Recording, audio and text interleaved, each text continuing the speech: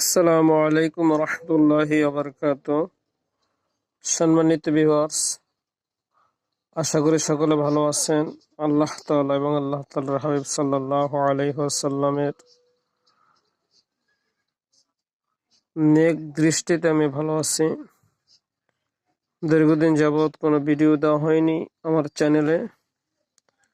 এখন থেকে ইনশাআল্লাহ রেগুলারলি ভিডিও দেওয়ার চেষ্টা করব, আল্লাহ তাআলা যদি তৌফিক দান করেন।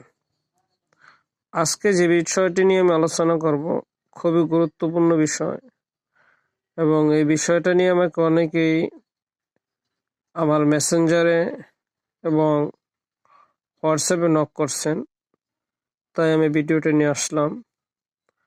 সেটা হলো গিয়ে, অনেকের প্রচণ্ড মাথা ব্যথা করে সকালে, আবার অনেকের সূর্য মাথার উপর উঠলে, আবার অনেক সময় সূর্য হেলে গেলে, অর্থাৎ যে কোনো মাথা ব্যথাই হোক না কেন, আল্লাহ তাআলা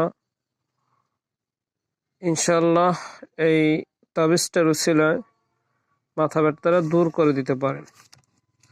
আর এটা 100% প্রমাণিত। যদি কোনো ব্যক্তি সহিভাবে লিখতে পারে, ইনশাল্লাহ তার মাথা ব্যথা আর হবে না। আর এটা হলো লেখার নিয়মটা হলো গিয়ে, ফজরের নামাজ পড়ে সূর্য ওঠার আগে। তা শনিবার বা মঙ্গলবার লিখলে ভালো হয়। আপনি যে কোনো বারে লিখতে পারবেন, শনিবার বা মঙ্গলবার সূর্য ওঠার আগে। নামাজের স্থানে বসে, ফজরের নামাজ শেষ করে নামাজের স্থানে বসে কেবলামুখী হয়ে আপনি তাবিজটা লিখবেন। লেখার পরে সামান্য কিছু আতর মাখবেন, আতর দেবেন এবং আগরবাতির ধোঁয়া দেবেন। দেওয়ার পরে ইনশাল্লাহ তাবিজটা তার মাথায় বাঁধবে। আল্লাহ যদি চাহেন, ইনশাল্লাহ তার মাথা ব্যথাটা অতি দ্রুত দূর হয়ে যাবে। তাহলে তাবিজটা আমি যেভাবে লিখি ঠিক এভাবে লিখতে হবে। তাবিজটা লেখার সময় খুবই মনোযোগী হতে হবে,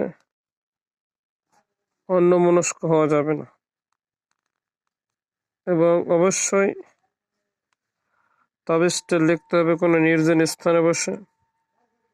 মসজিদে বসে লিখবেন। লেখার সময় কারোর সাথে কোনো কথা বলা যাবে না, এবং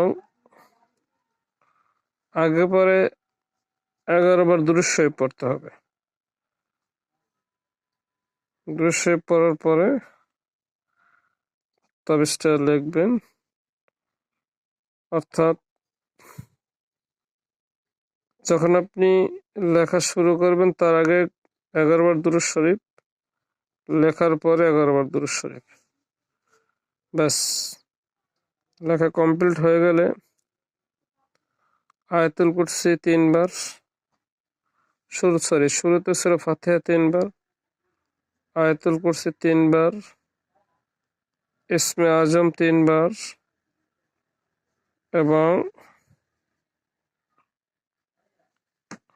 দোহাই দেবেন। ইনশাল্লাহ দোহাই দেবেন। তারপর তাবিজের 3টা দম দেবেন। ইনশাল্লাহ তাবিজটা জাগ্রত হয়ে যাবে।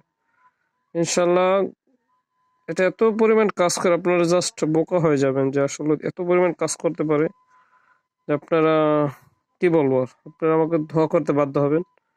আপনারা অবাক হয়ে যাবেন আসলে এটা কি তদবির দিলাম, এত গুরুত্বপূর্ণ তদবির।